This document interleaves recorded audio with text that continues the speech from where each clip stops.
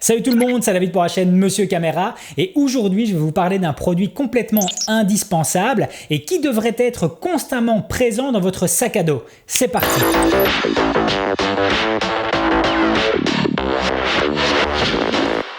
Alors j'avais envie de vous faire cette petite vidéo pour la simple et bonne raison qu'on recherche tous à avoir le plus beau matériel, le plus performant et surtout le plus récent.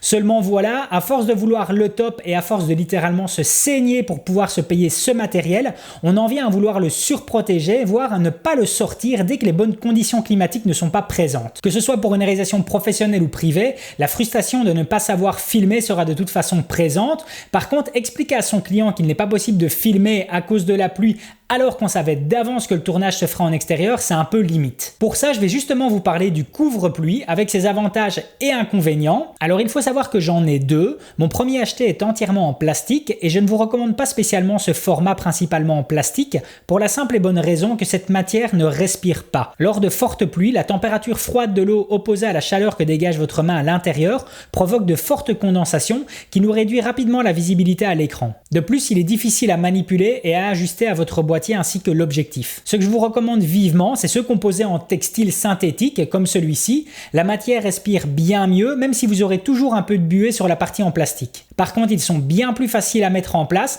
et surtout à s'adapter à vos différents objectifs. Selon votre utilisation plus photo ou vidéo, regardez aux différentes compositions existantes comme la présence d'un couvre-flash, œilleton pour mire, etc. Les avantages, ils sont simples, ça ne prend quasi pas de place dans votre sac à dos, c'est hyper léger. Selon le modèle, ça coûte entre 10 et 20 €, mais surtout ça vous apporte un soulagement car peu importe la météo que vous aurez, cela ne posera plus aucun souci. Le nombre de fois où j'ai vu des collègues de la photo ou vidéo courir se mettre à l'abri avec leur matériel et au final louper toute l'animation liée au tournage est juste incalculable. Et même pour du privé, durant mon passage à Hong Kong en début d'année, j'ai dû m'accommoder d'une pluie quasi omniprésente et il n'était pas question pour moi de ne pas filmer à cause de ça. Du coup, le couvre-pluie est devenu mon meilleur ami durant tout mon séjour. Voilà, j'en ai fini pour cette vidéo.